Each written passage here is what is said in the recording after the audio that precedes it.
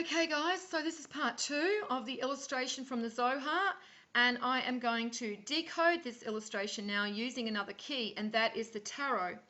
So as I explained before, we can utilize different fragments of information to find the whole picture, and so using the tarot we can actually pull out more information from this illustration.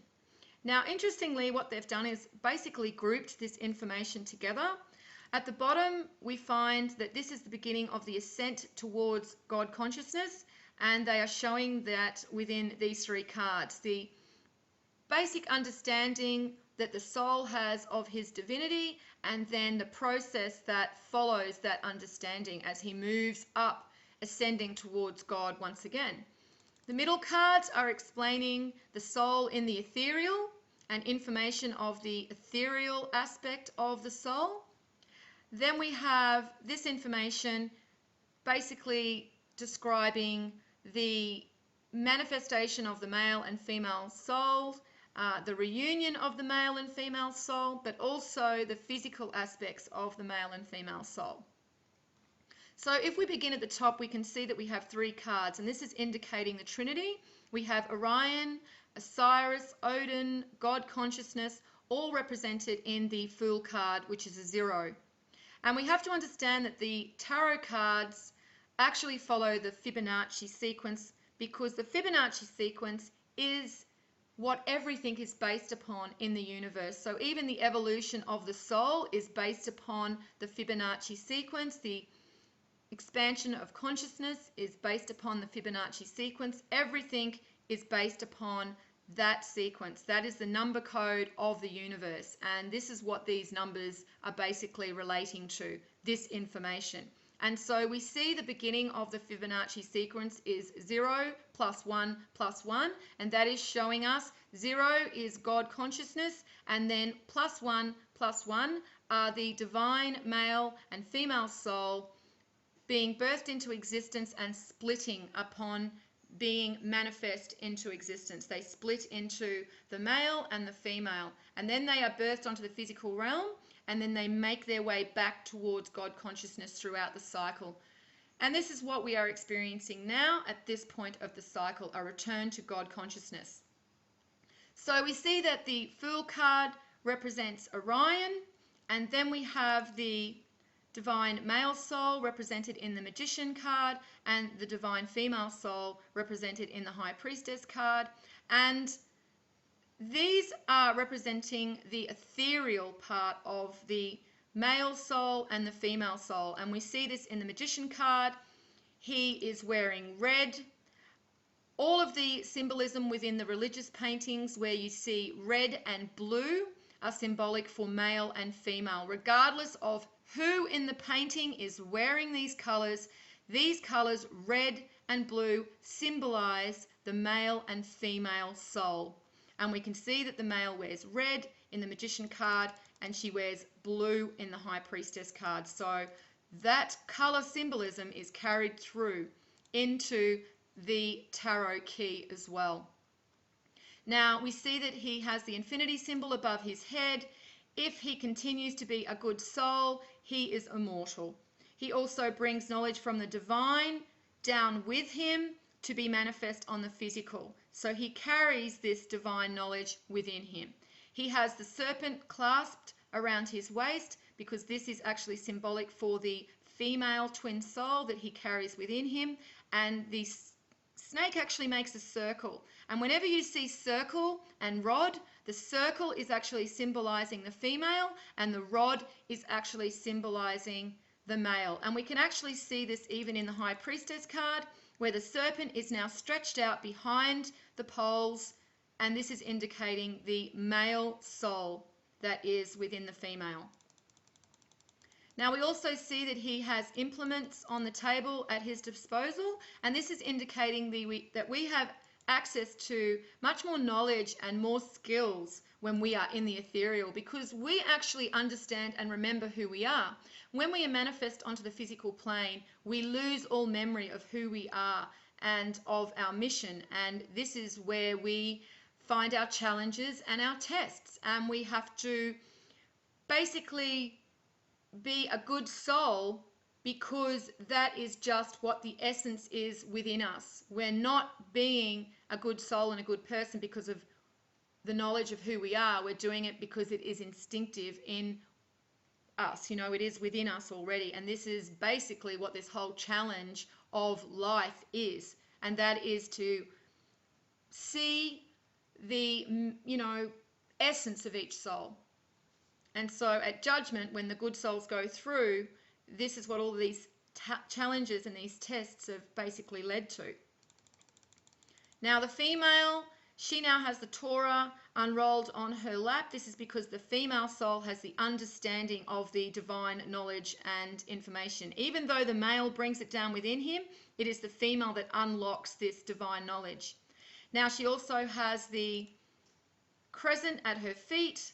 This is symbolic of Isis, and she is the embodiment of the moon and Isis, and the male is the embodiment of Horus, the sun, and we can see this represented by the yellow background.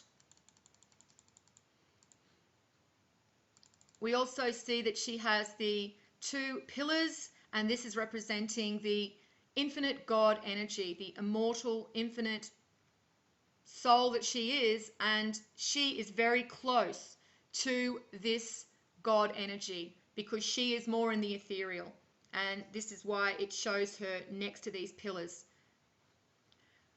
Okay, and then we come down and we see that we have the number 6.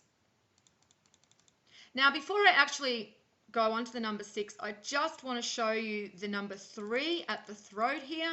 And now what this is actually showing us is that when the soul expresses its essence, it does this through speech. And so this is why the throat chakra is so important. Even though it is often overlooked, the throat chakra is really the way we express our souls. And this is why this is also shown within the Trinity here. And it's also denoted down the bottom. So this is how we express our divinity. This is how we express our soul essence, through speech, through our throat chakra. Okay, then we go down to number 6, and this is right at the heart, and this is equating to the Lover's card, and this is because we are anchored onto the physical through our heart, but half of our heart is in the ethereal and half of our heart is in the physical.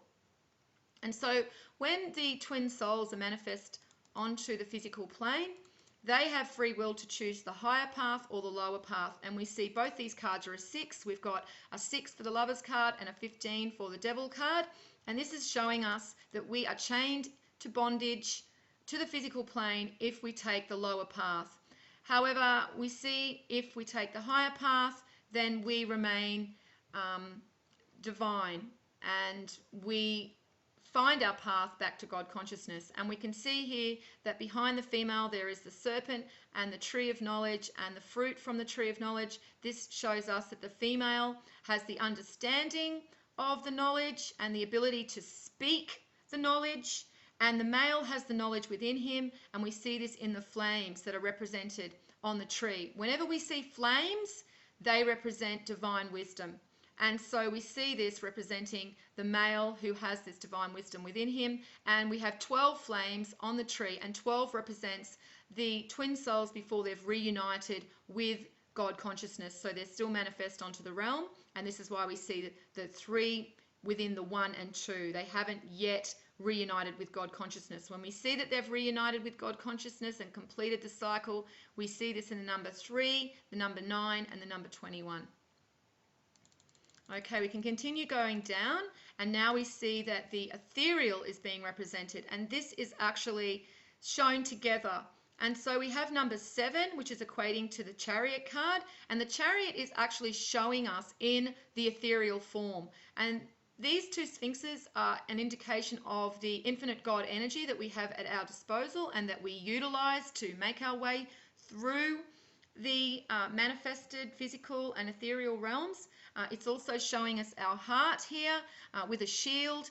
We've got a top that is actually showing us a vortex. And we also see the wings on top of the heart. And this is showing us that we need to move through the heart into the ethereal part of our heart, because the ethereal part of our heart is the part of our heart that is attached and connected to the divine. Now, it shows the heart with a shield, and this is because basically we can't just walk around with our heart open like the fool, because we will be destroyed. So this is indicating that we actually have to shield our heart, but not to the point where we can't move through our heart into the ethereal part. So we also see that it's connected to the navel, and this is because this is where the soul is manifest into the physical body, through the navel. And we also see that the 7 can represent the 7 gates back to God consciousness, and also the 7 energy points to our ethereal body. Okay, the 7 also can equate to that. But in this diagram, because we're not really seeing the depiction of the energy body, as in the chakra system, we're more seeing the flow of energy through the body and how that equates to our journey as a soul on the physical plane and the ethereal, moving back into the ethereal body. And so here at number 5, which is quite interesting because we see this more or less lining up with the sacrum chakra, we see the Hierophant. Now, the Hierophant is basically our contract, our mission, our destiny with God that God gives us before we are manifest onto the physical realm. We see the twin souls here down the bottom, and they're each given a key. So even though their journeys are separate, their journeys are still crossed and they are still connected.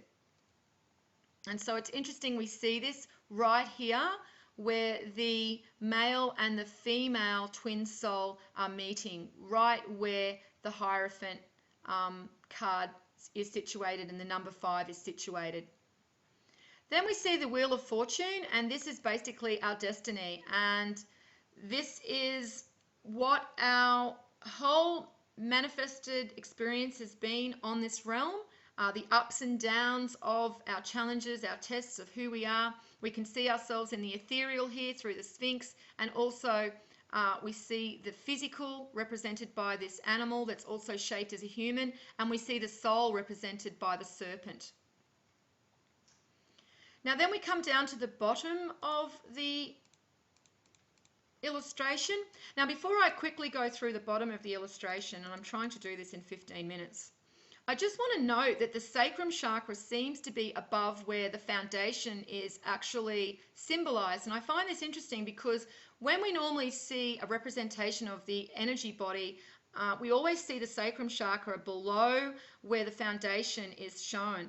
So I'm wondering that when we experience a reunion of the male and female twins souls coming together, whether that moves and relocates the sacrum chakra into more of the ethereal body rather than down in the physical. I'm not sure. I'm just seeing that there is a slight difference and variation there.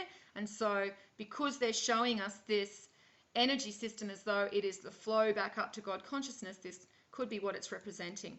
And so down the bottom we have these interesting 3 cards, and this is where the soul recognizes its divinity, and it's the process that the soul goes through. So first there is the 13, and that's equating to the death card, and 1 and 3 equal 4, and we know that 4 equals foundation.